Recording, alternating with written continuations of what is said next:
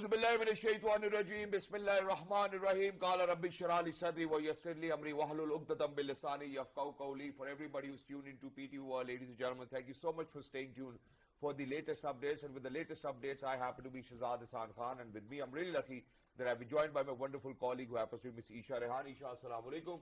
Thank you so much for joining us. Walaikum assalam, Shahzad. I am thankful for being here, and I'm thankful for the Pak Army for being so strong and resilient and protecting our borders. Thank you so much. And certainly, you know, as Pakistanis, we do stand steadfast in our resolve and behind our armed forces. But not just that. I think before we actually kind of open the Pandora's box and have this conversation, there are a few things which I would want to remind people. First up, Pakistan to avenge each drop of martyrs, and that too, martyrs' blood, that too said by the Prime Minister of the Islamic Republic of Pakistan. Then France confirming the downing of an Indian Rafale aircraft. Then Prime Minister thanking the President of Turkey for solidarity, and armed forces authorized to take action against India. Now, for everybody, because we got in 46 different countries, I am going to share with you the incidents which have taken place from the 22nd of the previous month when the Pahalgam false flag operation has taken place. I think the first thing that I would want to kind of share over here is that in Indian elections, they always, majority, what we have seen is that they will always talk about Pakistan, and that too for their political gain. Not just that, Pakistan was going to international community first and saying that the two nuclear countries, if they come together, the regional stability will be disturbed. And nobody pay heed to that. Now when we see that how Pakistan Air Force is actually down 5 of their jets, India was under the influence that Pakistan doesn't have the might, but after downing 5 of their jets, now they or their media is saying, what will India do? I think that's something which India should have understood before. Now imagine, where I would want to take you back is how Pakistan in the first place stated that we want a neutral probe. You know, we want agencies to come in and look into the matter. But no, that's not what India wanted. India blamed blatantly Pakistan and attacked on our integrity, territorial integrity and sovereignty. In addition to this, now they are like, Pakistan ab ghus ke marega to hum kya karenge? And I'm quoting Indian media over here because now you are conducting mock exercises in 244 districts of India, switching off lights, how the children needs to go under the table, how everybody needs to be on the street, how everybody needs to turn off the lights. Why didn't you think about it before? Not just that.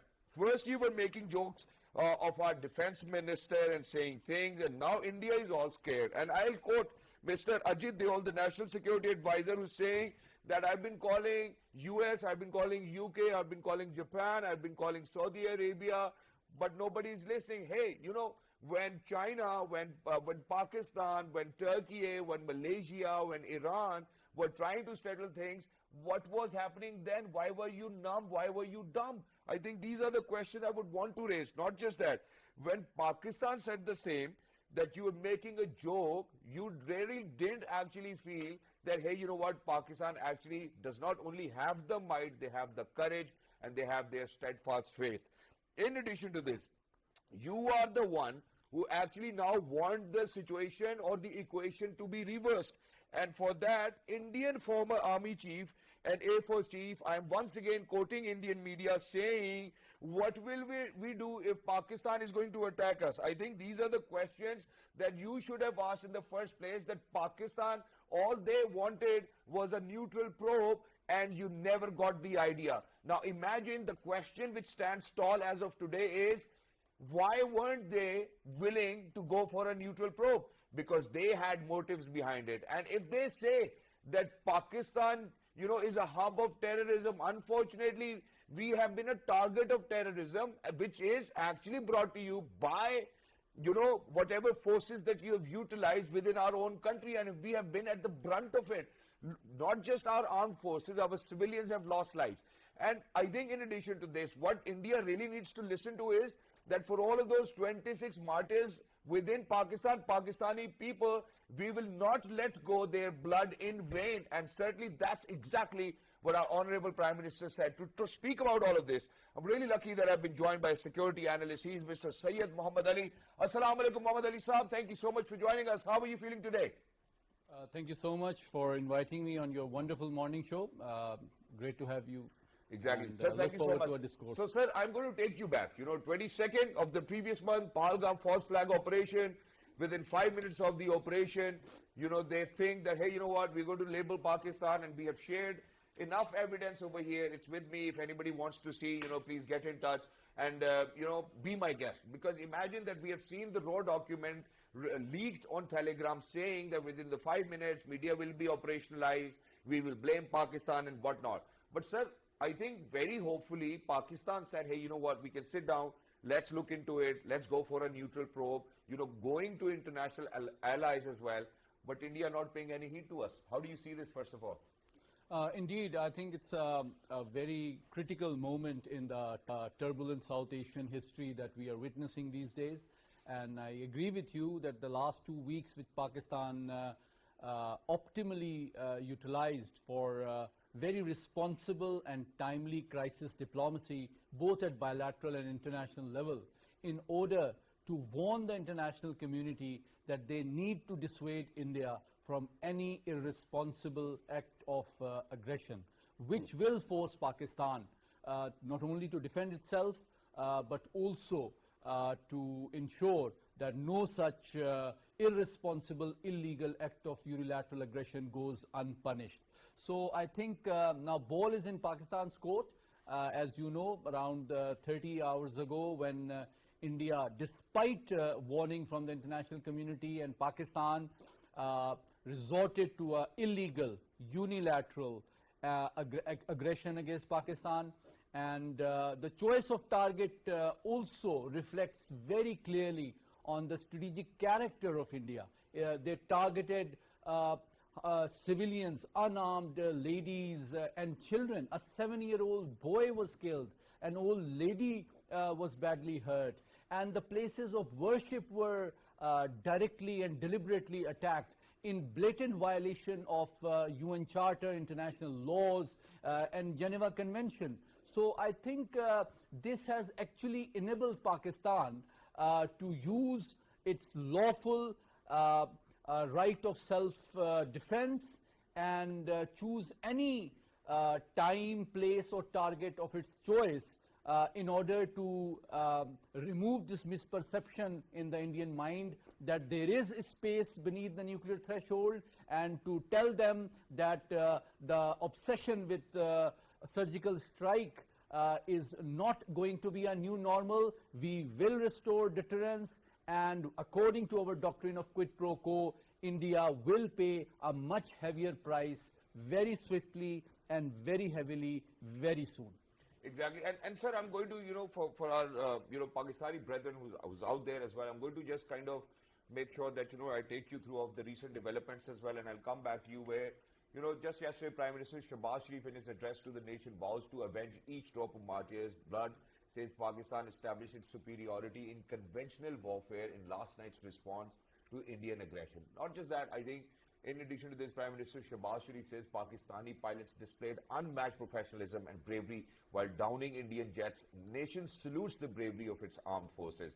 Now, sir, there's one more thing that I would want to kind of come back to, and that is that when Pakistan was going to its international allies, it was like, hey, you know what, if two nuclear countries are going to come together, and that too, if the situation is going to escalate and if the friction is going to go higher, unfortunately, that the regional peace will be disturbed. Now, there's one more aspect to it, and that is that when Pakistan calls it allies, they're like, oh, ji, Pakistan dar gaya, to ye ho gaya, to wo ho gaya.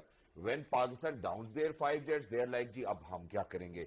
I think, what do you think needs to be a very mindful and sane voice in our hearts, which needs to say, hey, you know what, there needs to be somebody sensible within India or within their political party, or obviously, it's BJP, it's the fascist regime. We have seen how there's so many trips in Indian illegally occupied Jammu and Kashmir. On their media, they're saying that the police came 1 hour later. How do you see this situation? Pehle Pakistan saying, hey, you know what, let's go for a neutral probe. And then they're like, you know what, Pakistan is scared. When Pakistan downs their 5 jets, they're like, okay, ab hum kya karenge? How do you see this? I think it's a very apt comparison between the contrasting strategic characters and cultures of India and Pakistan. On one side, you see a very irresponsible and aggressive and destabilizing strategic behavior of India, manifested in its bravado, its serious, unfounded allegations without any evidence of Pakistan, and also a very massive arms build-up consisting of almost $80 billion. Today, India is the fourth largest spender on arms and weapons, and also a very aggressive posture against Pakistan and Kashmir. So it seems that the last 6 years have been wasted by India, and the lessons that Pakistan aptly taught New Delhi through Operation Swift Retort 6 years ago have somehow faded from their memory. So I think the next few hours, let me share with you, are going to be critical, because it seems that I need to tell my friends in New Delhi that what Pakistan did yesterday in the skies over Kashmir and LOC was one of the greatest air battles in the recent history, which involved almost 100 aircraft which were pitched against each other. Almost 75 to 80 fighters from India, around 27 from Pakistan. And let me assure you that we again demonstrated not just our capability, our resolve, but also restraint. We could have easily shot down at least 10 to 12 Indian latest Rafale and Su-30 MKI fighters, but we showed restraint because we do not want to escalate. We only want to deter and defy Indians' irresponsible habit of such erratic and irresponsible acts of aggression. And Mr. Ali, obviously, it's our right to defend our sovereignty or our territorial integrity. It's not that we're trying to escalate. If they are going to, send missiles to Pakistan and injure 26 of, or martyr 26 of our Pakistani people, certainly we have the right. And I think Pakistan is at the front of it. I have spoken about it. We are steadfast in our resolve, and we will come back. And I think in addition to this, I'm going to add on over here, because that's where, everybody in India needs to listen carefully. And that is that the National Security Meeting or the National Security Committee authorizes the armed forces to undertake effective retaliatory actions against India for its illegal acts and deliberate targeting of civilians, including innocent women and children. Not just that, the National Security Committee urges the international community to recognize the gravity of India's unprovoked illegal actions and to hold it accountable for its blatant violations of international norms and laws. It reiterates that Pakistan shall never allow any violation of its sovereignty, territorial integrity, or permit any harm to its proud people. Now, sir, this is where I'm going to come back to you. Now, imagine, I think that the international community now needs to know that it's not a narrative building. We asked for a probe, we wanted them to come, but they wanted to blame, they had a political gain, and they had a political game to play. How do you think that the international community is now parting ways with India or with Pakistan? I think a very important question. There are two aspects. First, why India is doing what it is doing.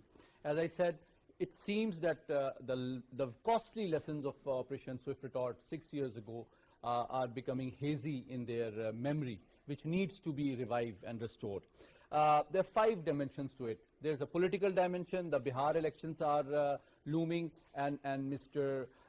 Modi has demonstrated very serious miscalculation that it can use its air power irresponsibly, illegally, unlawfully against Pakistan in a nuclearized environment to translate into anti-Muslim sentiment and getting anti-Muslim votes in the upcoming Bihar elections. Secondly, as I said, they've spent billions of dollars in building up their air power and acquiring world's latest aircraft, including Rafale, on which the first deal was worth $12 billion, and the most recent one in which they are going to acquire 26 additional Rafales for their Navy, worth $7.4 billion.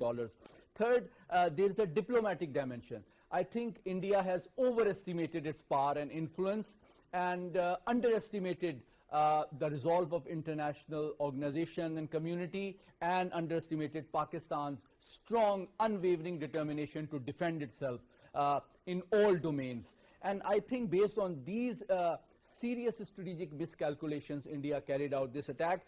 And let me tell you, Pakistan has not yet responded.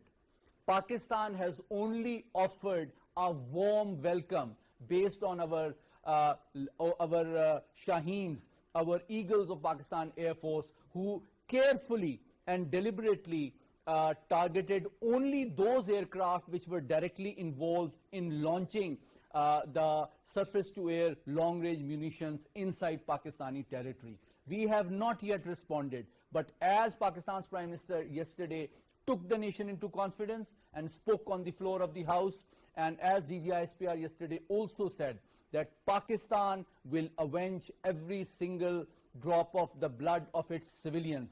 The most blatant and unfortunate aspect of the targeting policy of India, which reflects its irresponsible strategic character, is the choice of targets. It has deliberately targeted places of worship. It has deliberately targeted unarmed civilian children and women.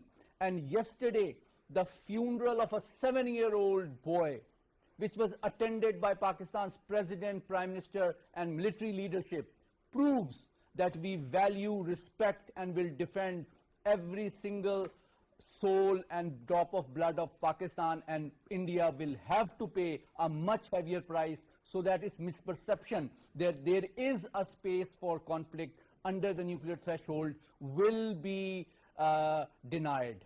It will be given a lesson, a befitting lesson, that it will not be a new normal, and any surgical strike will not be an affordable option for any Indian leadership in future. Thank you so much for saying that. And certainly, this is something that we have witnessed over and over time as well. This is what the history tells us as well, that Pakistan has always made sure to make its flag fly high. But sir, over here, I think I'm going to share with you DGISPR's media briefing, where DGISPR Lieutenant General Ahmed Sharif Chaudhry gave a special media briefing on the scenario emanating after India's cowardly aggression. You spoke about the military leadership. Chief of Army Staff General Syed Asim Munir visited Air Headquarters in Islamabad.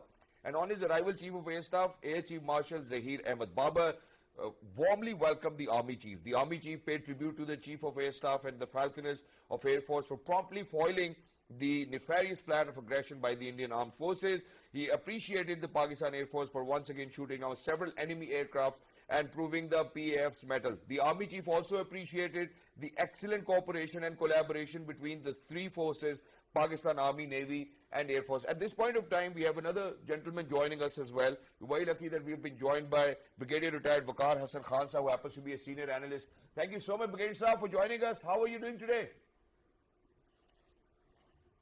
Brigadier Sahab, can you hear us? Yes, I can hear you. Thank you so much, sir. Sir, I've got a very important and valid question over here. Now, we are talking about how, alhamdulillah, Pakistan is steadfast in our resolve, how we have downed their 5 jets, how India is actually, at the verge of panic and thinking what to do. We have seen, the former Army Chief and the Air Force Chief of India saying that if Pakistan hamla karega, to hum kya karenge, because they have seen the might. They first thought that, okay, we're going to undermine them. But I think, sir, the question over here is that, unfortunately, what Pakistan wants now, the Pakistan government's resolve is that the Indus Water Treaty is still in abeyance. Now, imagine that they have made water a bomb as well, and this is an act of war. And, my wonderful colleague over here has a very important point to make. But do you think, sir, that all of this will be settled or de-escalated once the Indus Water Treaty is resumed? I don't think so. I think I have a couple of points to set a parameter for discussion. One is that we are already in a state of war. I think let's banish this idea that probably it's a trigger or, in this water treaty, the declaration of war or act of war. No, we are in a state of war. They have breached your national sovereignty, and we have seen the response from political military leadership. And the first response has come because this operation is hammer shield. It means the shield has been displayed and we shot down 5 aircraft. The hammer is still to come. The other is, I think, what we need to educate people across, because this is a post-Truth social media, and every small little thing either affects the morale of people, or people actually take it like a 2020 match. उन्होंने चौका लगा दिया, अब हम छक्का लगाना. So I think war is a very serious business. Besides, I think what Pakistani nation has displayed through memes, this also indicates very high morale, and basically I would say having trust in the definitely Almighty Allah and the defense forces of Pakistan, the leadership. But ultimately we are into the war. So it means that there will be definitely there'll be response I expect from Pakistan. I'll come to that. What could be the shape? How we could actually militarily use military option against Indus Water Treaty. Let's say attempts by India to abrogate it. So there are military options, and how it may actually unfold. So these are just the first shots actually fired by India and then checked by Pakistan. But we are now into, I would say, just start of the war. So we are in the war. The other is basically what Indian media and the Godi media has done to their people. I've been going on Indian media in last 6 days. Then they banned it, and today again we have a call that it should come. I don't know. Basically, it is becoming, I would say, an absurd circus. But definitely, they are able to sell it to their public and even pressurize the opposition to support the let's say government on this I would say rash and highly provocative attack on Pakistan for no reason. So mainly it is that in the third nuclear age everybody has now entered third nuclear age, especially the nuclear powers. And in case you have a populist and a crazy leader, I would say, like Modi, who's known as Butcher of Gujarat, then you have a problem in the region. So that's how it threatens peace in the region and international peace. So all told, I think one is, of course, we look at the missile use of missiles. You've seen Israel, Iran missile exchange. So missiles will be able to penetrate because that's how it is. Even with the best air defense system that both sides, India, Pakistan, don't have. The dome system. Look at the size. Compare it with Israel, is a very small area. Even I don't think the Americans are not talking of Golden Dome. They don't have because in our case, India Pakistan areas are very huge. So practically, you cannot put a shield against missiles. Missiles will penetrate. Yes, against air force or maritime methods, land forces, you can do some defense. So it means that missile strike can be done, and maybe Pakistan does it. India will not be able to parry it. So one thing is that they have chosen civilian targets, and basically it is to communicate a political message that we can go and strike, and probably they think the Pakistan will scale down. No, sir. It means that finally it will boil down to a tri-service, escalation, which I feel that in case Pakistan responds, then India is again going to come with a counter response, and then it starts escalating. Where does it finish? I don't know. So main thing is that people should know that we are in a state of war. Number two, Pakistan has just deployed the shield. The hammer is still to come, and hammer strike will, I think, blow their heads, and that's very important to put God's fear into their minds and also establish deterrence. So at least for these days, don't expect that the response could be in hours, days, or weeks. I would say that it could be anything between 12 hours to 72 hours, even more. India took 14 days time. Pakistan Army, military will take their own time, select the targets, and also calculate what all can come from India. And then within that, there'll be a war on social media, which will continue. There'll be misinformation, and all that. Waqar sir, that's what the question is now. Imagine that we do see how the friction is escalating. We do know how Pakistan is at war, but for now the ball is in Pakistan's court, and to allow or kind of know what the discourse is going to be. Obviously, we cannot share it on television, but how do you think, if we are, let sense prevail? Because earlier when Pakistan was going to international community, India didn't pay any heed to international allies who actually were calling, may it be US, may it be UK, may it be Japan, any country that called India, for intermediation, they really didn't pay any heed to it. Now imagine that when the ball is in our court, when they have actually hit us or struck us by missiles and 26 people have been martyred, Pakistani people have been martyred, how do you think Pakistan needs to respond? Do you think that we really need to respond befittingly and make sure that we give them what they want? Because sir, now it's a bit of confusion. जब Pakistan international community के पास जाता है तो वो ये कहते हैं कि जी हम नहीं सुनेंगे, और जब अगर हम दूसरी तरफ आते हैं तो हमें एक और मसला नजर आता है, वो उनको ये लगता है कि पाकिस्तान डर गया. I mean, what are they doing? Because just yesterday on Indian media, their former army chief and air force chief have said कि जी अब पाकिस्तान मारेगा तो हम क्या करेंगे? First they were like, we have got a lot of might. Now when their 5 Rafale jets have been down, now they're like, okay, now the ball is in Pakistan's court. So how do you think the discourse needs to be from here onwards? Yeah, I think Pakistan needs to respond very strongly, and I would say it should be disproportionate. It should be spectacular. Of course, keeping. I don't just look at civilian targets, but in India you can find 101 targets. So you can start from by service or try for, I'm just presuming it. I'm not saying that I have privy to some plan. But you can always take out their forward basis from where the missile strike came, because that has also been Pakistan's strategy that we are going to hit the naval. I'll go one step ahead that hit the Rajpath. The Rajpath is basically from where Modi rules, it's the seat of Raw, it's the seat of their external affairs. So let it be so. If they can hit Bahawalpur and Muridke and Muzaffarabad, so no hold bar. The other is, after holding Indus Water Treaty in a base and then trying to target a hydropower project in Pakistan, India has again opened a new, I think, dimension. And although it is a violation of international law, but since they have done it, the repost can go. Now, if he holds the, let's say, Indus Water Treaty in a base, so we are back to at least till the treaty is restored to 1947. So it means there is not to be enough water. All hydro projects on Indus water system, right from Beas up to Indus, are illegal, and Pakistan has all the right to strike. So it means that it now gives you a lot of opportunities because we have strategic, serious strategic orientation in occupied Kashmir, against occupied Kashmir, because of geography and because of basically the Muslim population on the other side. So you definitely will get that support. Kashmiris are fed up. They are being harassed. Indian Punjab is on the boil.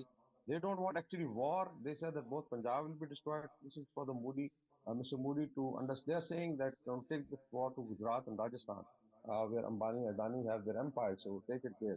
So, it's going to, I think, and I feel that there is an opportunity because, especially after the PEF strike, and now it's being acknowledged by, I think, international community.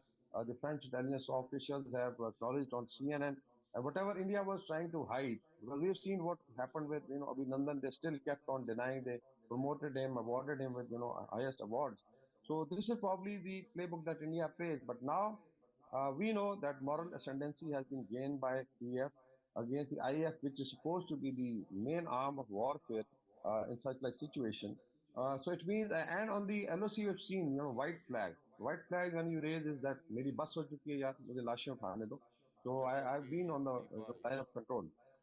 Yeah, so it means that the army is demoralized, and then is also a calculation that India now will not be able to pull forces from, let's say, Central Command and Eastern Command, which is almost 12 to 16 Marines deployed against China and the North. They cannot, because I don't think so. China will allow that because they had a hard skirmish, they lost the area, and China will look for an opportunity. The more the movement is thinned out, they can just walk in.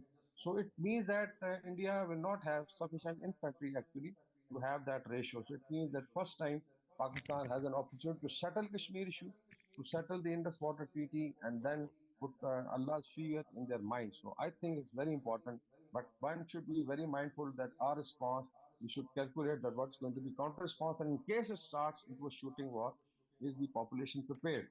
Because there I've seen, even a pataka and people run with their mobiles at times, they're leaking information and actually And sir, substantiating this the is Indian media. Brigade Sahib, and this is ongoing as well.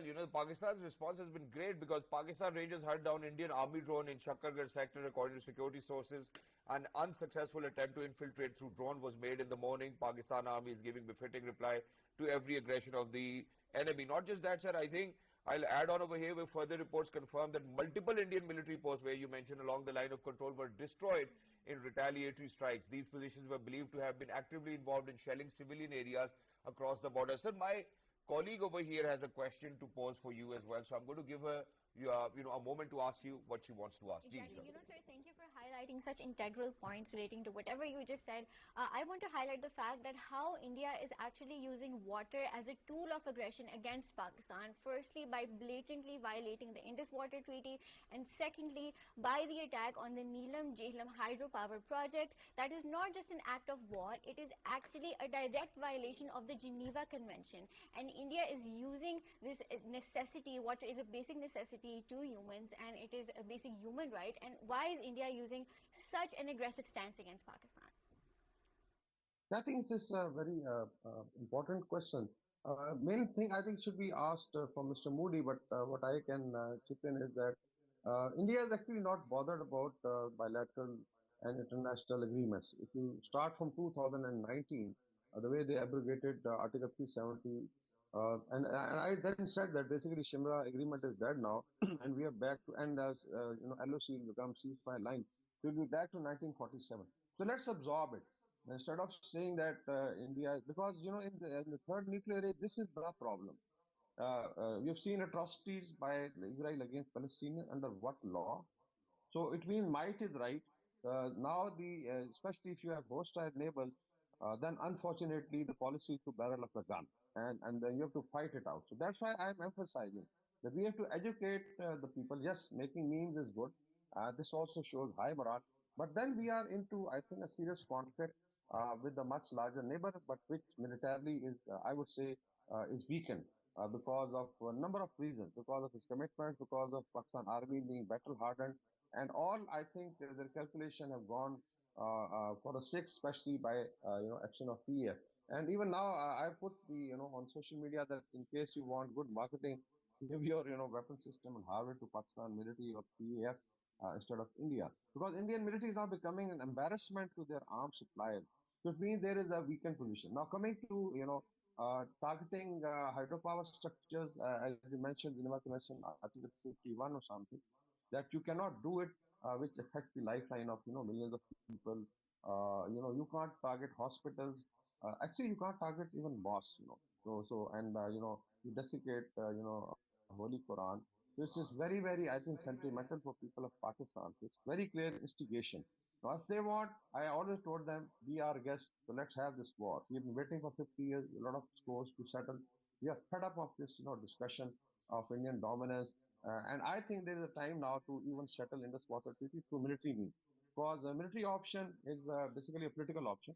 As Clausewitz said, it's a policy through other means. So war is an instrument. India has applied it, so we should be now applying it. And I'm sure the way our forces are prepared, and I can give you how our borders are being extended into India for 200 kilometers, the way we shot down.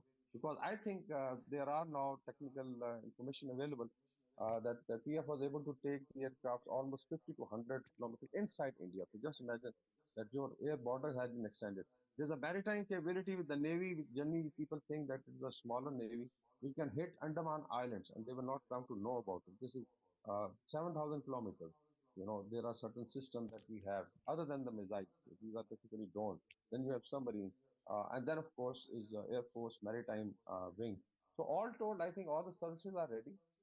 But people should be, I think, ready for something more. There will be casualties, there will be losses. Don't expect, the war is a very clean effort in which you just come out, from a tennis match. No, there are going to be losses on both sides. The other thing is how do now there is, I think, recent breaking news. There is a Dhruv helicopter which came down in India, which is somewhere between occupied Kashmir and I think Uttarakhand, and probably somebody took it out. Now India is saying that no, this was just fell down because even the Rafale which came down, they're saying they crashed. So this is how the media will play. The social media will play. Each and every shot, each and every rifle shot, each and every missile strike, each and every tank fire, each and every aircraft being, coming down, it will be turned into a story. So it means that media, and unfortunately, other than PTV, we don't have an English outlet. That has been our weakness because I've seen India has about 12, English channels. We are doing, daily garbage, but definitely the narrative is being heard. So all the onus now lies on PTV world, and they are doing a great job. So you need to, I think, do it 24/7, and also on social media. I have seen that how social media then substantiates, the information. For instance, the shooting down of Rafael has now been confirmed from social media in India because there were people with mobile who picked it up. They could even pick up, marking. But I think we need to educate our people also that every time making a video, Take a and moment. putting it There's a straight away breaking on news social just media. in. Brigadier Saab, I'm just going to take a moment. There's a breaking news just in. A helicopter crashed in the Indian state of Uttarakhand, killing 4 people. Aerial accidents have become common in the Indian Air Force due to technical problems. Due to continuous accidents in the Indian Air Force, the aircrafts are called flying coffins. A helicopter crashed in the Indian state of Uttarakhand, killing 4 people. Aerial accidents have become common in the Indian Air Force due to technical problems. Due to continuous accidents in the Indian Air Force, their aircrafts are called flying coffins. And just a few days ago, we did see how they really had to call back their jets because of technical issues. And we do see how or why Indian Air Force is now actually relying on flying coffins. A helicopter crashed in the Indian state of Uttarakhand, killing 4 people. Aerial accidents have become common. The Indian Air Force, due to technical problems, due to continuous accidents in the Indian Air Force, the aircrafts are called flying coffins. I'm going to come back to you, Brigadier Sahab. Sorry that I had to interject, but it was a breaking news. We had to share it with our viewers. And not just that, I think 7 Indian drones were destroyed because the Pakistan Army has shot down 4 more Indian drones trying to infiltrate Pakistani territory in Pakhlian in Sialkot sector, taking the number of drones destroyed so far to 7. How do you see that, their technological reliance does not look like as if they should be at war? I think Pakistan has developed a huge technology because I always say that India lives in the past. For instance, now they were looking at Pakistan's military capability of 2019. I don't know how do they calculate because you should be looking at present. From 2019 onward for 6 years, Pakistan developed huge capability, especially in drone warfare. That's what I'm saying. And I'll just hint that this Dhruv helicopter which has come down, which is now being projected by India as a crash, maybe it was taken down or something. So I'll leave it there. And that's where I was mentioning that this is how you play on the social media. This is how they are going to play. Why a military helicopter with, actually there were, I think, 8 people on board. And I'm very sure that this is a military helicopter. So it was taken out maybe. Sir, As 4 per people India, died as as a per result India, of all the the crash. Rafale. Indian Air Force aircraft are often referred as flying coffins. The cutting accidents in IF have exposed training shortcomings. And this is something which has been said by defense experts. Following, the aerial accidents, the accident in Indian Air Force become routine due to technical problems. This is what defense experts say. Helicopter crashes in Indian state of Uttarakhand. Sources, 4 people died as a result of crash. I mean, obviously, I'm not going to share it on national television, but we do know how we have the might in the sky or in the land or in the sea, and we have seen how our allies have been really gracious and how the Turkey naval ship is obviously has reached the Pakistan waters. But sir, I think what we really need to look at is that, what sort of training or what sort of might were Indian armed forces talking about. I think that when they come across or probably against the battle-hardened armed forces of Pakistan, maybe Pakistan Army, Pakistan Navy or Pakistan Air Force, we will always be at a higher edge. Yeah, it makes a lot of always, this is a very old saying, the man behind the gun or the woman behind the gun maybe. So like for instance, these I'll just take you through this 5 aircraft that was shot down. One, of course, was the pilots, and you've seen the body language and handsome pilots. Pakistan Air Force is if you search now, they are considered the most handsome, the smart, and the most brave pilots. Actually, now the social media is saying who's the top gun in South Asia. They say it is clear. It's very very clear. They dominate the skies. But then there were people on the ground. And there were certain lady officers or operators who were guiding it. There were AWACS in the air and there were air defense systems. So it's a system. So basically, it's now we call it the mosaic warfare. That it's an interconnected system.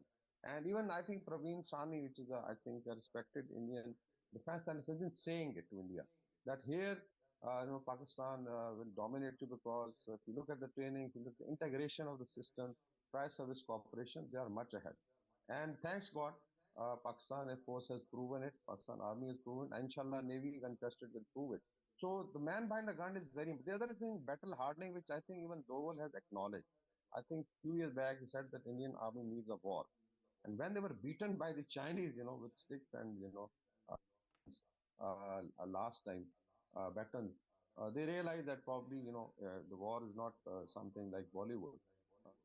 Exactly, sir, because you mentioned Sikhs over here and, we're doing a live transmission, we have a lot of news coming in, breaking news coming in as well. But, I think when you've mentioned about Sikhs as well, Pakistani Sikhs are giving befitting reply to India.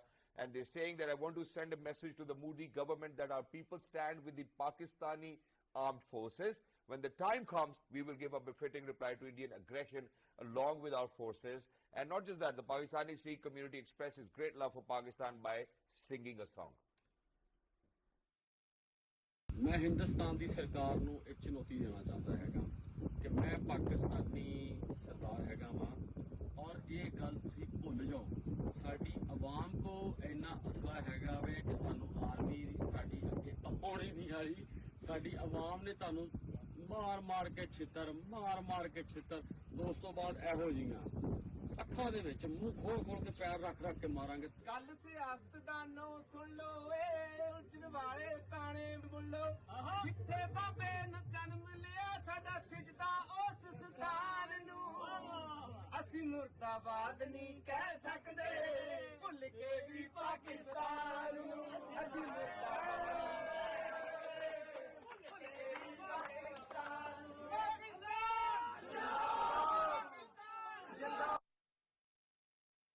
And there's certainly a reason why the Sikh community within India actually wants to side with Pakistan, and it's because that we do not have an extremist mindset when it comes to minorities.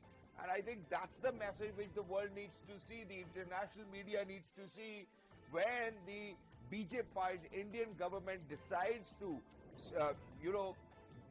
send missiles to Pakistani mosques. I think that's exactly what they're trying to do. What they're trying to do is that they're trying to spread their Hindutva mindset that we do not like minorities. We do not want people to go to the places. But I think that, such amazing reactions to come in from the Indian Sikh community are very warmly welcomed by Pakistani people. And thank you so much for realizing that Pakistan or Pakistani government is not extremist in any sort of ideology where we have to undermine a minority. So may it be Sikhs, may it be Hindus within Pakistan, may it be Muslims within Pakistan, we live in peace and harmony, and Pakistan happens to be an evidence or a land of evidence which tells everyone out there. But in addition to this, I think that the question still, Eesha, stays where Pakistan will certainly avenge, the unfortunately 26 martyrs' blood which was being shed by the missiles sent by India. We're going to head out towards a short break. Don't go anywhere. Stay with us. There's more coming on the flip side.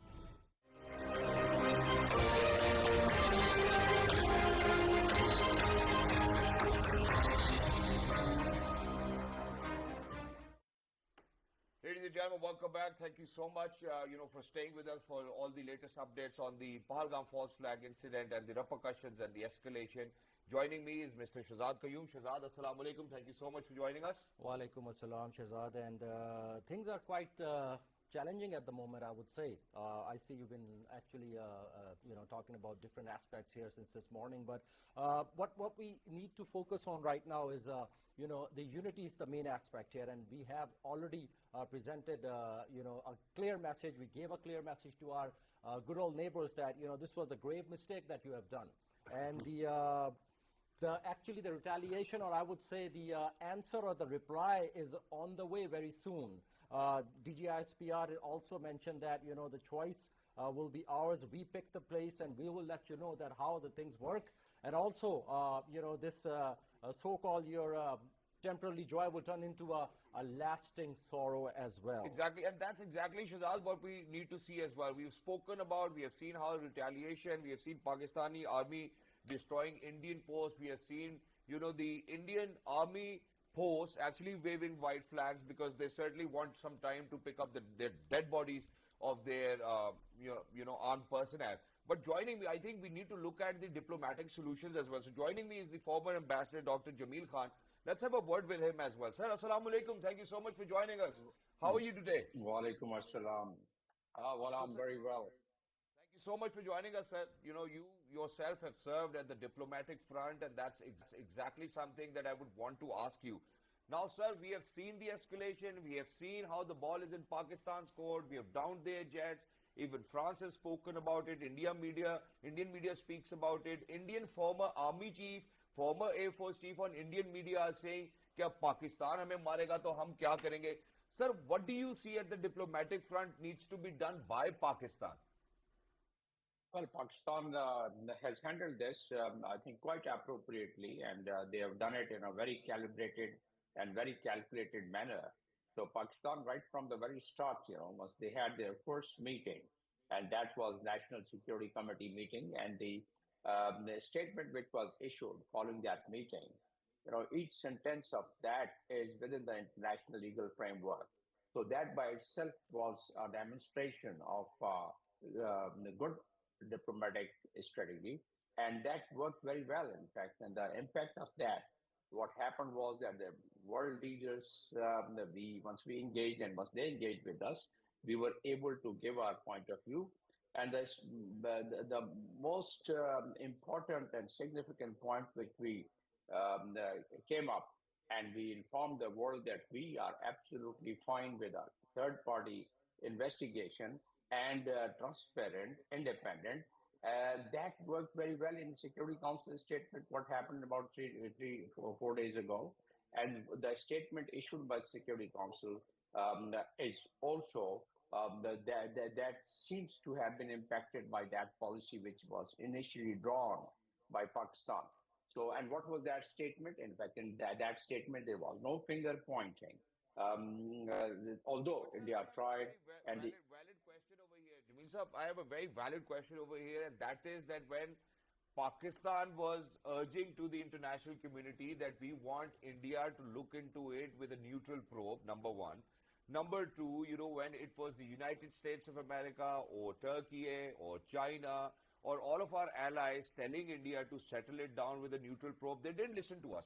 Now imagine when the United States, UK, all of these countries are telling India that, hey, you know what, you've got yourself into trouble. How do you think that this international narrative of Pakistan is being taken by international audiences out there or by allies, may them be of India or Pakistan?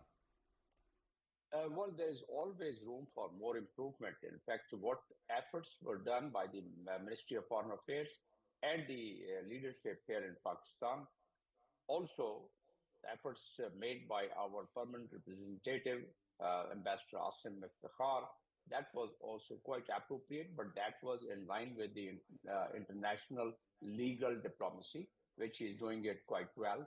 And all policy and all the foreign policy duly amended has been passed on to him, and he is accordingly working and presenting it to the Security Council and other platforms, international platforms. That's one. But the answer to your question is that all these narrative which India has been trying to sell to the world community, it could not be reflected in the reaction which the world has given. And why it has happened, as I was illustrating, that we were very calibrated and calculated once we issued our policy statement after having our National Security Committee meeting. So that is the starting point. And now that the world seems to have been mobilized, including France, the President of France, the Chancellor of Germany, the Prime Minister of UK, and all the Gulf countries, plus the nothing less than Donald Trump. And what Donald Trump is saying that, the both sides should now, I have relations with both sides and I should be able to mediate to reach to some agreement.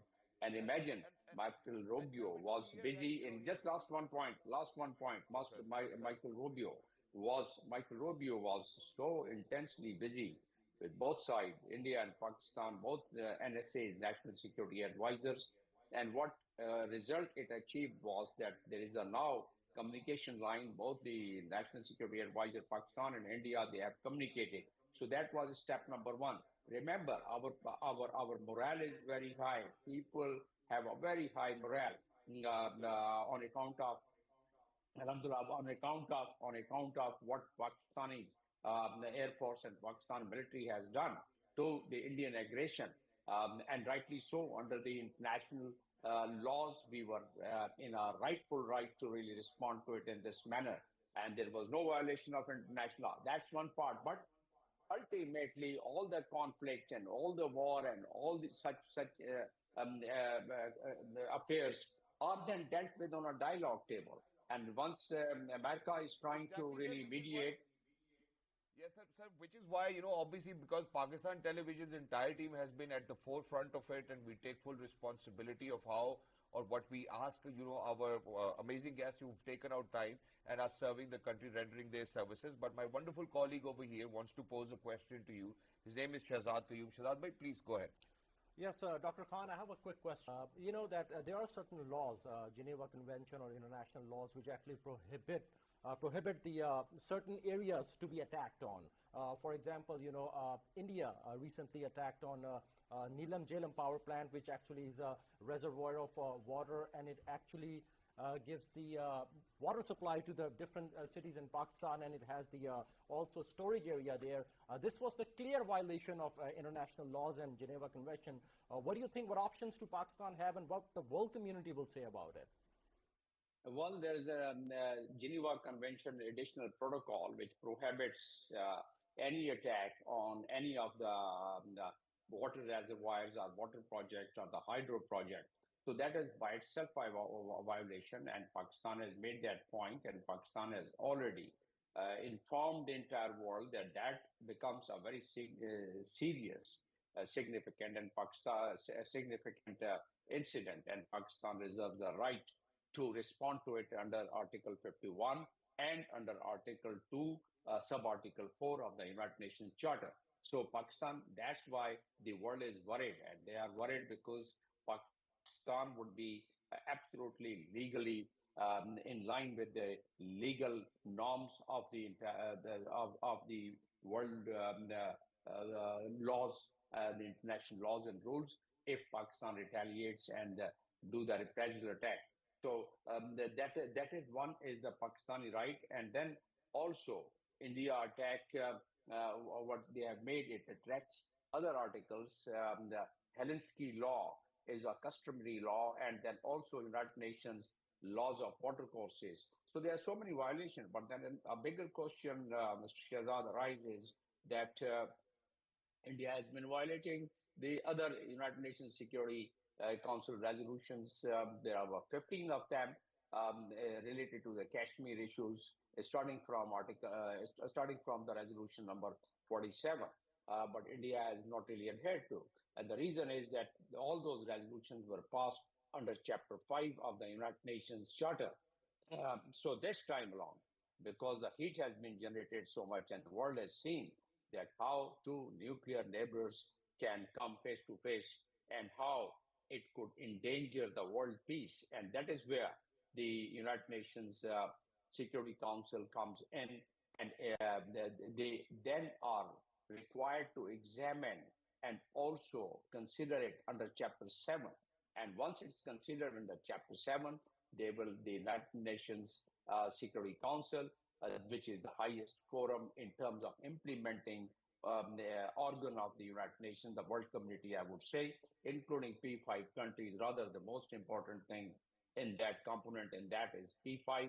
So this time, if the heat is not really subsides, then in that case, Article 39 would be the only option. And I suspect if the dialogue doesn't start, and if there is no agreement between the two countries, and Michael Rubio has given an indication that if India withdraws its initial decision of keeping Indus Water Treaty held in abeyance, then that, and plus both the countries can now claim the victory, because Pakistan has been able to bring down 5 planes, and they have also destroyed so many bunkers. So that's what Michael Rubio indicated. Let me also draw the attention that previously during Obama time, Mike Pompeo was in a hotel. He had gone on an official trip to Hunai,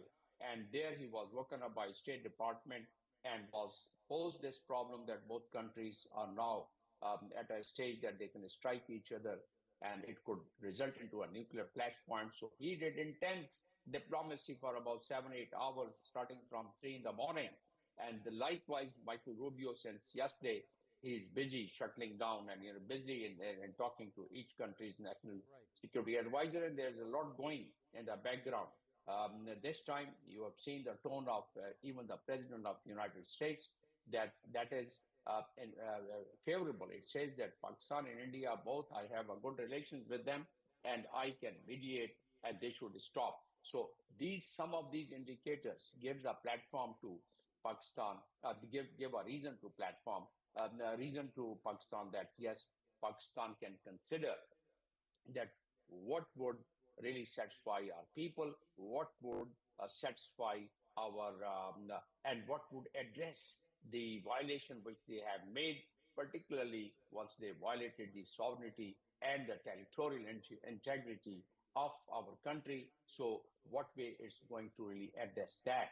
And that could be sorted out through the dialogue which has started between the two national security advisors to start with. Absolutely, Dr. Khan. Now, I think Shahzad has a question that he would like to ask from you. Go ahead, Shahzad. Exactly, sir. So, we have spoken about how, we really need to be at the diplomatic front, how we need to sit on the table. But, sir, I think I'm still looking for those words with which I really need to kind of construct this question, because imagine that they have struck us with missiles.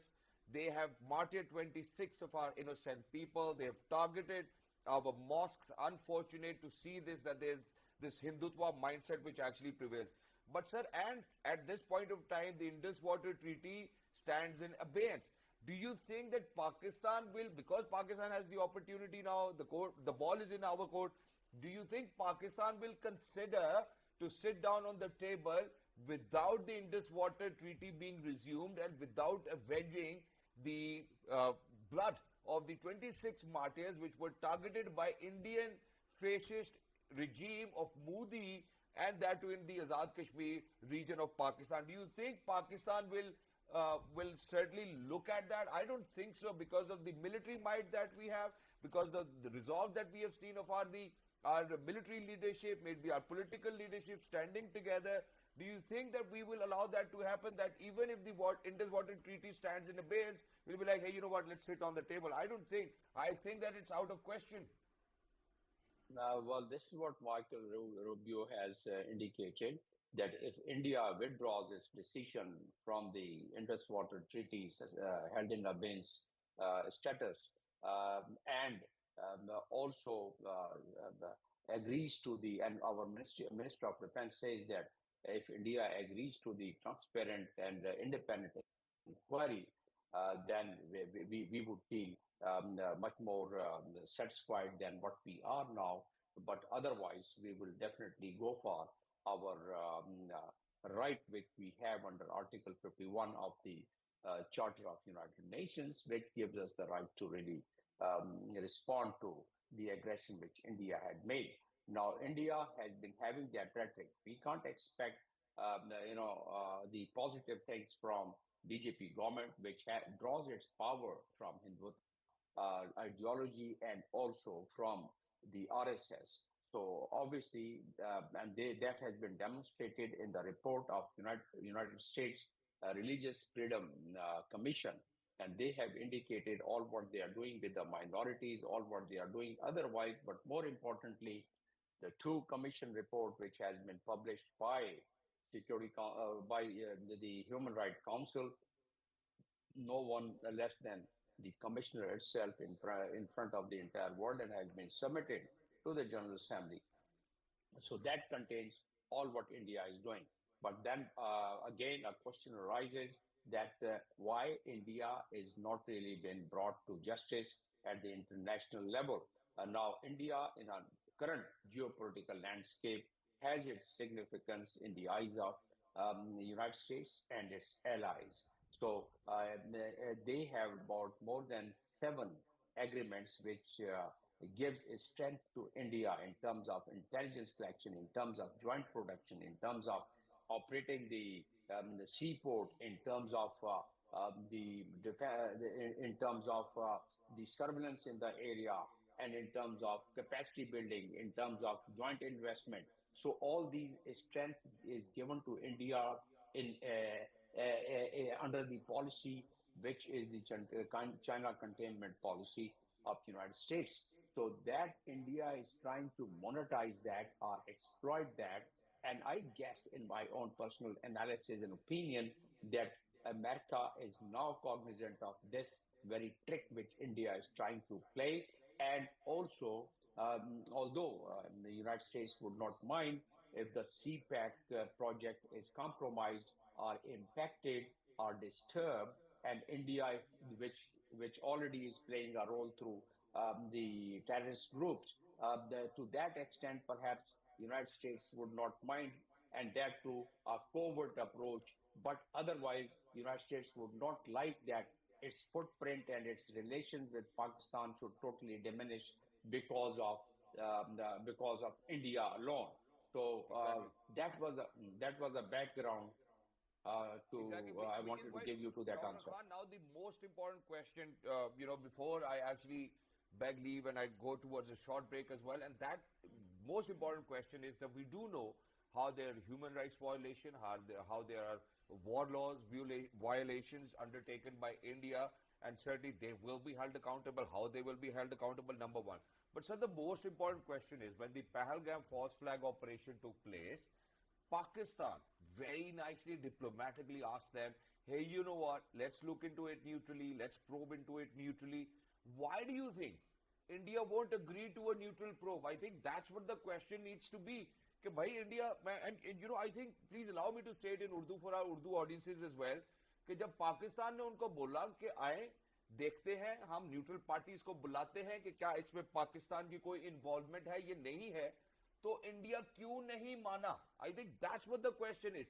Because India wanted to aggress against Pakistan, because there were elections underway in days to come and they wanted political gain. I think that's where the direction needs to be. Well, that has been proved by the opposition leaders of India. Once Modi went to Bihar for the election campaign, for getting the votes from there, because it was hard for him to win it. It was a very tough context. So what he did there was that he started. The BJP started showing the certain kind of a footage, which was actually a false flag, and then they started citing Pahalgam as an example, they were trying to say exploit the religious sentiments of the people of Bihar. So, and the opposition leader, he showed that footage how the BJP people were asking vote by citing the example of Pahalgam and by maligning Pakistan in it. So let me also draw your attention on what India, this is not the first time India tried to do this or try to stage this false flag the operation. They did it in 2016, Uri, and they did it in 2018, and then they did it during Blinken's visit, during Mike Pompeo visit, during Clinton's visit. So during all those visits, there were some incidents. More importantly, Chhattispura, which we've been discussing, and that has full evidence. The Sikh leaders have full evidence of it, and they've done their inquiry by involving administration as well. So that proved that at that time it was no one less than Clinton himself, while writing preface of his own Secretary of State. He mentioned about it, and in the book of Secretary of State of that time was also mentioned this thing. So with all that, why India should agree with the transparent inquiry, because the India would be exposed, and that is what the world, that's what the world must have, reasoned it out while they were debating in the Security Council. And that's why the world, in my view, feels that Pakistan seems to be very logical to offer the transparent inquiry, because tomorrow another nation state would just allege the third nation state, and because of the military might, or because of at least the feeling that they can do that aggression and get away with it, so the other nations should also start settling their scores on that count. So that would really make the entire world as a jungle, as a lawless kind of a world. So therefore, the international laws and the world leaders are worried about it, that once this offer was made, why India did not accept it, and that is where the skepticism started, among the mind and hearts of the people around. That's exactly what they must have thought before. Now, I'm going to quote an Indian media channel as well, where Ajit Deol, or the National Security Advisor, is saying, in fact, he's calling America, UK, Russia, France, that India will now not escalate. Now, I think they have done enough already. And now if they are calling their international allies कि ये India नहीं अब कुछ करेगा तो अब पाकिस्तान को समझाए, तो अब मेरा नहीं ख्याल कि पाकिस्तान को समझने की जरूरत है यहाँ पर, या what, how do you see this? And no, Pakistan, the starting point of the conflict is Indus Water Treaty. So Pakistan, if they put it held in abeyance, I think that's one grievance which would be addressed. The second one is transparent inquiry. And I liked one of the statements of Minister of Defense. You know, what he said yesterday to Turkish media while giving interview that once the question was asked to him, he said, well, if India says that they have struck the infrastructure, the terrorist infrastructure, they probably are in having the mindset of 80s once Pakistan was fighting the war against Soviet Union with the help of the entire world community and the United States. So they are trying to just tell that narrative. And if they want that, then they should include that also into the inquiry, the third-party inquiry, the transparent inquiry, so that people, the world should know. We have shown the footage of the mosques. We have shown the footage of the houses. We have shown the footage of the babies and the elderly people who were killed. You know, so that is in front of the entire world, and that's how the world opinion is made. And Pakistan this time has been able to form the world opinion. It needs a little more efforts of multi-layered diplomacy, so that the missions and the embassies, Pakistani embassies, should also follow the same. And should be able to go to their respective medias of those countries, seminars, symposium, universities, their public, and their local governments. They are the host government, and they should also keep telling that, because this. Thank you so much, Dr. Jamil Khan Sahab, for being with us, former ambassador. We were in conversation with him, and thank you so much, our wonderful guest, Brigadier Retired Waqar Hassan Khan Sahab. We were in conversation with him too as well. And Mr. Syed Muhammad Ali, who happens to be our security analyst. Shahzad bhai, I'm going to head out towards a short break, and certainly we over here at PT World, ladies and gentlemen, it's the team which gets the dream working as well. Not just that, I'm going to allow, our younger selves to kind of come over here and be at the forefront of it and learn while being at work. But I think it's a personal opinion which I'm going to share, and that is that sanity needs to prevail, but not at the cost of blood of 26 martyred people. People from within India needs to kind of raise their voices and say, hey, you know what, sanity needs to prevail. Pakistani people need to say that too as well. People need to come together, sit down and resolve this issue as nicely as we could, but not at the cost, because not at the cost of the 26 martyred, and we will avenge. We do know how steadfast we are in our resolve. We will be giving them befitting replies. Pakistan, Zindabad, Pak Fauj, Paindabad.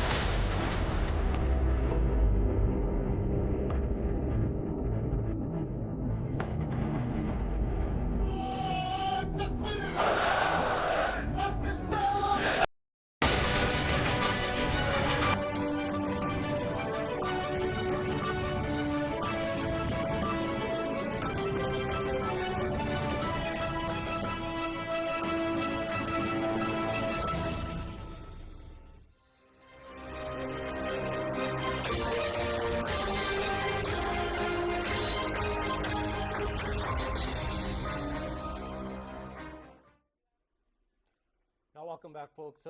Now, Muzammil has joined us here in the studio right now on this special transmission. Muzammil, as we know that India cowardly actually attacked in the darkness between 6th and 7th of May in the night time, just like they did pretty much in 1965. They did the same thing, thinking that they were going to invade Lahore and some other border areas of Pakistan, which was a huge mistake. And this is basically also a huge mistake that they have already made in response. They have lost many precious lives, and also their installations were also destroyed by Pakistani army, and Pakistan Air Force has shot down multiple jet fighters along with their surveillance drones as well. Now, DGISPR last night, he actually said that India is actually promoting terrorism and supporting terrorism through its proxies as well. Not that it's only working, and actually India is actually breaking a lot of international laws as well. If you take a look at the Geneva Convention and all that, I was just talking to Dr. Khan here, and he said that it's definitely a huge breaking of law, and there is actually a proper investigation that could take place in order to bring them to justice, because they actually hit the installations here which are against the international law, like the Neelam Jhelum power plant, which is the potable drinking water, and it's being supplied to many cities in Pakistan. That was damaged, and also they actually a war crime, basically. Exactly, it's a war crime, and what they did is they actually targeted the civil population as well. They targeted the mosque. Who does that? They are actually it's pretty much whatever that they're trying to do on their media, the propaganda that they're trying to stir up, Shahzad. First of all, we have to look at what India is doing, the actions, not the words, not the propaganda of the so-called Godi media, because this is not a term that we gave them. This is the term that Indian journalists gave their counterparts inside of India, with their peers inside of India, who are right now conducting journalism in the worst manner possible. Indian army is not an army. We had a guest earlier at PTV World, and they mentioned that Indian army has transformed more of into something which resembles a cartel. And the officers are not respected by the state. There are videos surfacing on the internet where Indian Army personnel officers are begging on train stations for food because they are not being provided with sufficient care. They are not respected. And the officer from Pahalgam who mentioned that security was removed by Amit Shah prior to these attacks. Now, this points at a very important fact, and that important fact is that this is an operation that was orchestrated from within India, and it was pre-planned from inside of India, because an inside job. Terrorists do not have time to come out and ask questions and ask religion of the people and ask where they belong from, taking their sweet time just walking along, shooting at who they want to shoot at. That is not what terrorists Muzammil, do anywhere in the world. Exactly, the whole thing is pretty much crystal clear. I mean, we can take a look at it. Just look at it. Now, Minister of Information Atar, he went to those places. He took the international and domestic media folks there. They showed him everything that India was accusing Pakistan of being, they have the terrorist camps or whatever the heck they call them. Was provided. There was nothing there. And the next thing was that they were about to go to the Bahawalpur and those regions as well. Pakistan was about to take the journalists there as well, and next thing you find out right at that moment, at the night time, cowardly attacked on those particular areas because it was crystal clear. Pakistan was showing everything to international community that, look, here, there is nothing here. There is nothing to hide here. It's crystal clear. There's nothing here. The problem with the Indian narrative is that we do not have even one incident where India has come out with strong, concrete proof, and the International Committee of Nations is very speculative of these facts. Why isn't India running from an investigation that Pakistan has said, the state of Pakistan has said, that Pakistan will cooperate in? An impartial international investigation. Now, to talk about this, we are joined by our correspondent here, Ali Andaz, who's online with us. Ali, now this is a very grim situation with murky details. India is not coming through clear. India is creating war hysteria. India acted upon the hysteria that it was trying to create. Pakistan, till the last moment, with their loaded guns and tanks and possessing the capability to give more than a befitting answer, practiced restraint instead of shooting rockets and bombs at India. And finally, when India decided to fiddle in the wrongest manner possible was when Pakistani Air Force decided to give a befitting response. Now, upon the killing of two 3-year-old little girls, a 5-year-old boy, a 16-year-old young adult, and an 18-year-old young adult, and India calling all of them terrorists. What is the message that India is trying to give, and what is the mentality that India is showcasing to the International Committee of Nations? Well, Muzammil, to begin with, first we are beyond that point where Pakistan was offering India cooperation with regards to investigation in Pahalgam attack. We are beyond that. And secondly, as far as the current situation is concerned, you don't have to look further. Just look at their streams, look at their electronic media, and look at their social media handles. The way, and I'm not going to discriminate, and I'm not going to be politically correct when I'm that, oh, no, maybe there are some sane voices in India. No.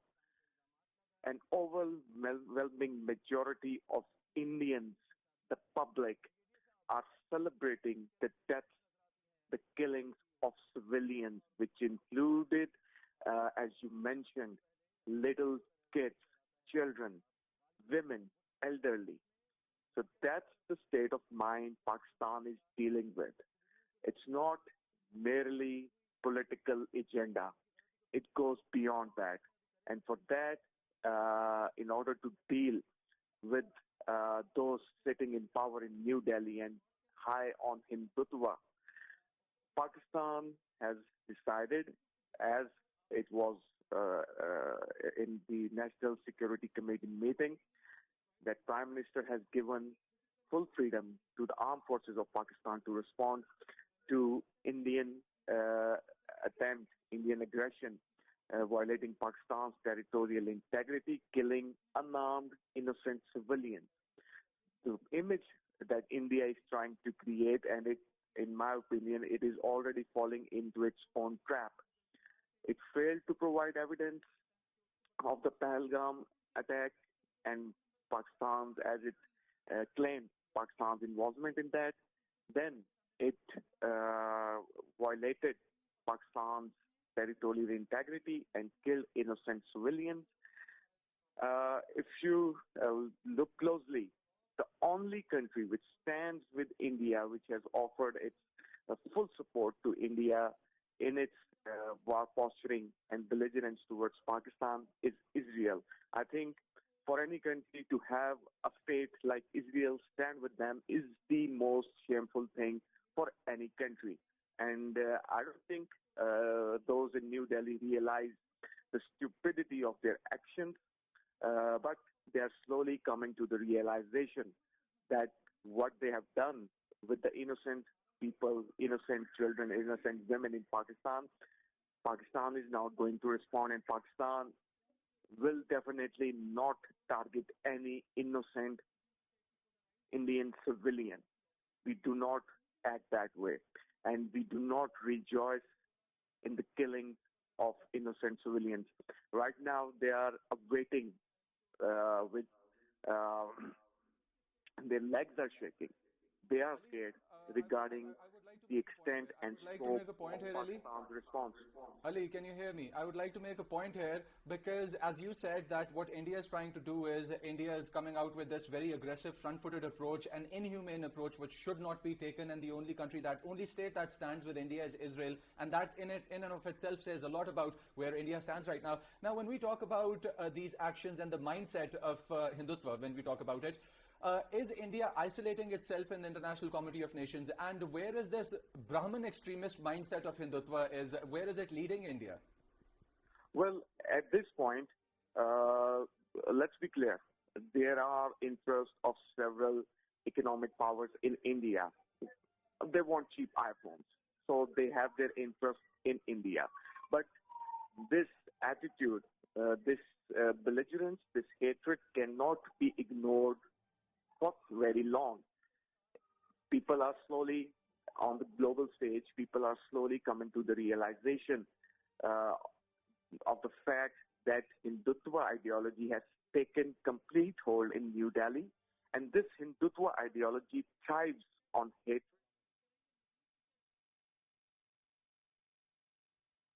The night of 7th and 8th May, India has undertaken yet another blatant military act of aggression against Pakistan by sending Harap drones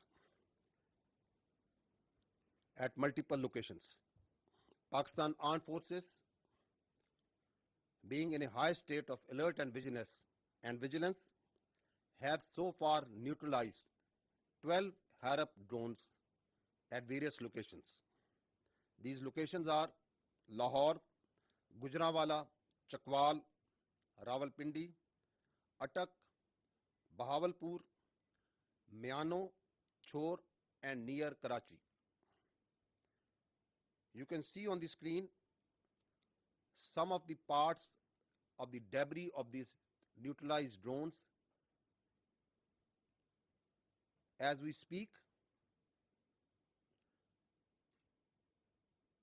the debris and the neutralized drones and the drones that have been forced to be on the ground, that is being collected from multiple locations in Pakistan. Other than these 12, one drone, however, managed to engage a military target near Lahore partially. 4 men of Pakistan Army have been injured in this attack near Lahore, and partial damage to an equipment has occurred. Due to this activity, another drone, as a result of that, another result of this activity at Miano, there is one civilian has embraced Shahzad and one is injured in Miano, Sindh. As we speak, the process of India sending across these Harap drones, this naked aggression continues, and the armed forces are on high degree of alert and neutralizing them as we speak. This is a serious provocation, having miserably failed on the night of 6th and 7th May, when they attacked places of worship, civilian infrastructure, and killed innocent civilians, including children, women, and elderly. And not only that, having faced the destruction of 5 of their aircraft, multiple drones, and suffering heavy casualties along line of control and damage, it appears that India has apparently lost the plot, and rather than going on a path of rationality, is further escalating in a highly charged environment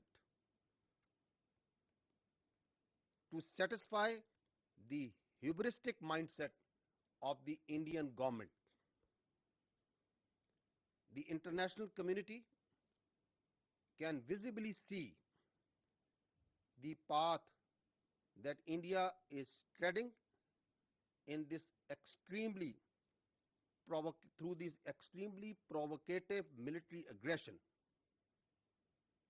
in a region which is right now highly fragile and putting the security of the region and beyond at risk.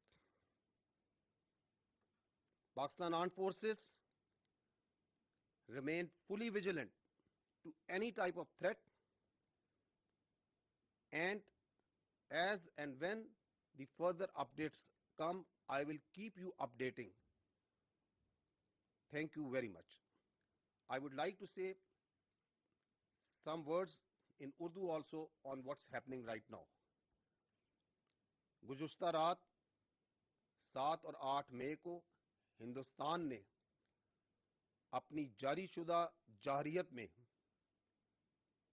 Pakistan की फ़ज़ाई हदूद को दोबारा violet करते हुए हैरोप drones multiple locations पे भेजे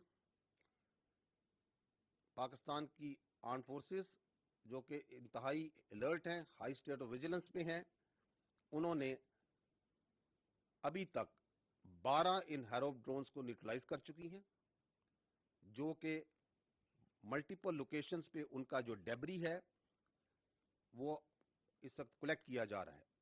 یہ جو لوکیشنز ہیں یہ لاہور میں ہیں, گجرانوالہ, چکوال, راولپنڈی, اٹک, بہاولپور, میانو, چھور اور کراچی کے پاس. اس وقت جیسے ہم بات چیت بھی کر رہے ہیں ان کا ڈیبری مختلف لوکیشن میں کلیکٹ کیا جا رہا ہے, اور آپ سکرین پہ اس کے ڈیبری کو ہیروپ ڈرونز کے دیکھ بھی سکتے ہیں. افسوس سے ایک ڈرون جون سا ہے, it manage to engage a military target near Lahore, جس میں ہمارے افواج پاکستان فوج کے 4 فرد زخمی بھی ہوئے ہیں اور اکوپمنٹ کو مائنر ڈیمیج بھی ہوا ہے. اسی طرح میانو سندھ میں ایک سولین کی شہادت کی اور ایک سولین کے زخمی ہونے کی بھی اطلاع ہے. ہندوستان یہ جو 6 اور 7 کو شب کو جو اس نے پاکستان پہ حملہ کیا, جس میں اس نے سولینز کو, معصوم شہریوں کو نشانہ بنایا, بچے تھے, عورتیں تھیں, بوڑھے تھے, مساجد تھیں, ان کو نشانہ بنایا, اور جواباً جو اس کو ہضمیت اٹھانی پڑی, جو اس کو نقصان اٹھانے پڑے, جس میں اس کے 5 طیارے مار گرائے گئے, ملٹیپل ڈرونز اس کے مار گرائے گئے, لائن آف کنٹرول میں اس کو شدید نقصان, بھاری نقصان جانی بھی اور پوسٹ کا بھی ہوا. اس کے بعد لگتا ہے کہ ہندوستان ریشنلٹی کے تمام راستے کھونے کے قریب ہے. یہ رات کو جو اس نے اگریشن کی ہے یہ انتہائی سیریس پروووکیشن ہے, اور آپ کی افواج نے اس کو منہ توڑ جواب دیا ہے. جیسے ہم بات کر رہے ہیں اس وقت بھی یہ جو پروسیس ہے ڈرونز کا, ہیروپ ڈرونز کا پاکستان کی فضائی حدود میں بھیجنے کا, یہ عمل جاری ہے, اور افواج پاکستان ان کو ایک ایک کر کے انگیج کر رہی ہیں اور نیوٹرلائز کر رہی ہیں. اقوام عالم دیکھ رہی ہیں کہ کس طرح انڈیا نہ صرف اس خطے کو بلکہ پوری دنیا کے امن کو خطرے میں ڈال رہا ہے. ہم ہر قسم کی خطرات, ہر قسم کی اگریشن کو نہ صرف نمٹنا بخوبی جانتے ہیں, نمٹ رہے ہیں, بلکہ اس اگریشن کرنے والوں کو سبق سکھانے کا نہ صرف عزم رکھتے ہیں, اس کی پوری صلاحیت رکھتے ہیں. جیسے جیسے یہ سچویشن آگے بڑھتی رہے گی, I will keep you updating on it. And there should be no doubt that India is paying dearly, will continue to pay dearly for this naked aggression and acts. Pakistan Zindabad, Afwaj Pakistan Paindabad. Lieutenant General Ahmed Sharif DGISPR Lieutenant General Ahmed Sharif Chaudhry was just briefing media and said that last night India sent multiple drones to Pakistan, and one of these drones engaged military in Lahore and resultantly injuring 4 of our men. He said in Sindh, 1 person embraced martyrdom, and this is extremely serious provocation. Lahore, Gujranwala, Chakwal, Attak, Bahawalpur, Miano are among the other cities which were being spied via these drones. The international community can clearly see the India's extremely provocative military aggression. India is continuously sending drones into Pakistan, and Pakistani forces are actively shooting them down. He also shared the pictures of debris of these destroyed drones as well.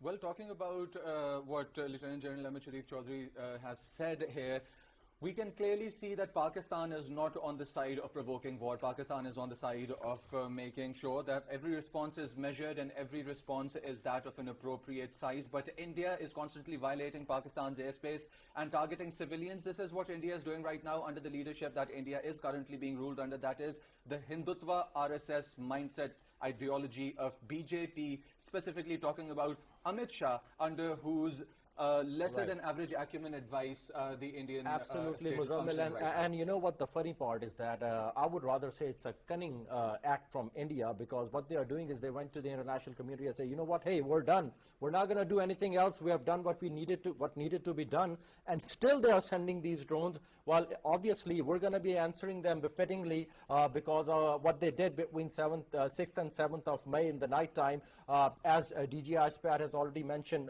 yesterday, that a choice. We will pick the spot and we will let them know exactly what needs to be done and how the wars are actually fought. And obviously their temporary joy will turn into the lasting sorrow. And that's indeed something that will be done from Pakistan side. Once again, folks, we just learned that India keeps sending drones. To talk more about it, we've been joined by our correspondent from Islamabad, Ali Andaz. Ali, you saw that DG ISPR just mentioned that, you know, we are actually receiving some of the guests from India in the shape of the drones. What details can you share, and how would you comment on it? Yes, Shahzad, a very important press briefing by DG ISPR Lieutenant General Ahmed Sharif, where he revealed that after the missile strikes killing innocent civilians, India continues to violate Pakistan's territorial integrity. And since last night, Pakistan has intercepted and shot down 12 Indian drones, and revealing further information regarding these violations by India. He said in one of the drones near Lahore engaged with the military installation, in which 4 soldiers of Pakistan Army were injured. In Sindh, another violation took place by Indian drone, where a man in Myanmar embraced martyrdom, and another was injured. Now, these, according to DG ISPR, these are very, very serious violations, and Pakistan at this point is actively shooting down any drones coming into its territory. And he reminded India once again that Pakistan will respond to these territorial violations by India. If we remember, during yesterday's interaction in New Delhi, India termed its missile strikes as non-escalatory.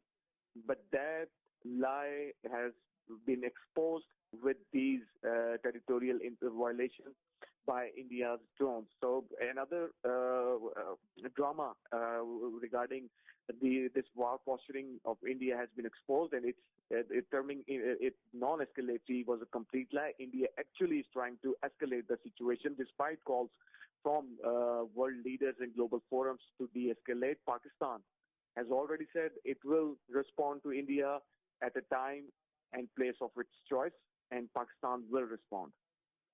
Right. Thank you so much, Ali, for sharing the details. And this is what happened. We just learned that India is sending drones for surveillance and other purposes as well. Now, we'll be right back after the 12 p.m. news. The transmission is still going on. Stay with us. Keep watching PTV World.